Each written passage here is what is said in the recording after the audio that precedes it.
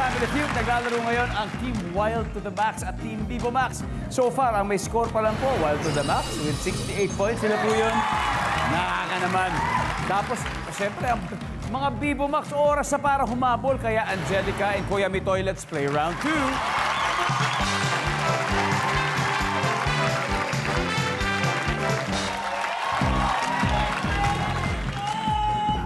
Wow!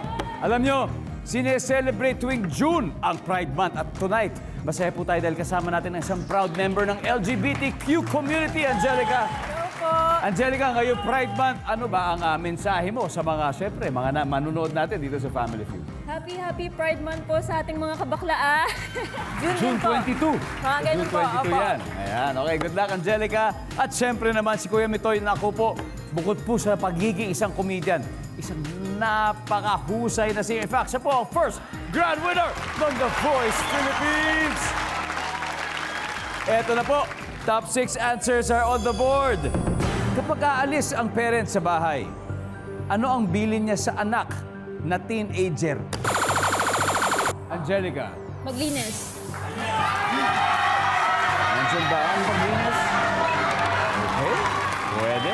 Kuya Mitoy, kapag aalis ang parents sa bahay, ano kaya ang bilin niya sa anak niyang teenager? Huwag iiwang bukas ang pinto. Yan. Yan. Security, di ba? Huwag iiwan bukas ang pinto daw. Yes! Pass or play, Kuya Mitoy? Play! Let's play round 2, Bibo Max. Wala yun. Kapag aalis ang parents ng bahay, anong bilin niya sa anak na teenager? Matulog ng maaga. Yes, sir! Matulog na maaga. Ha?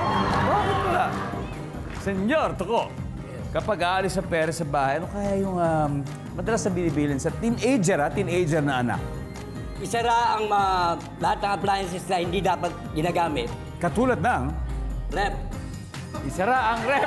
I-off. Kasi sa bagay, baka masira yung compressor, di ba? Yes. Nandiyan ba ang i-unplug ang ref? Wala. Sir Eric, kapag aalis yung parents sa bahay, ano kaya yung bilin po sa anak na teenager? Matalas po ito. Okay, mag-aral ng leksyon o assignment. Sang-ayon ako dyan. Sang-ayon ako dyan. Mag-aral! Huh? Ito, mukhang kaka-teenager lang eh. Nakaka naman. Queen, ano ang bilin pa sa inyo parati dati ng mga magulang pag umalis sila? Huwag daw magpa-party. Huwag magpa-party, Rika. Bawal ako magdala ng ibang tao sa bahay. Bawal magdala ng ibang tao. Party, bawal magdala. Angelica? Bantayan ko yung aso. Practical yan. Practical yan. Bantayan yung aso. Pero Denise, isa lang ang kailangan natin. Alright. Kapag aalis ang parents pa sa bahay, ano kaya ang bilin niya sa anak na teenager? Huwag kang lalabas.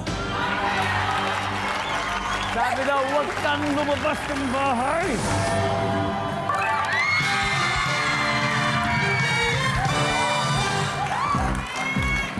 Alright guys, ano ba yung mga hindi natin nakuha ang sagot? Let's see number 6, please. Magluto. Luto, number 5. At ang top answer dito ay... Huwag pagpapasok. Same. Wow, eto na po. Dahil dyan, hinakot ng Wild to the Max ang puntos. Now they have a total of 123 points. Habang ang Bibo Max, wala pa rin. Nako, magiging sisiw na kaya ang itlog sa double point.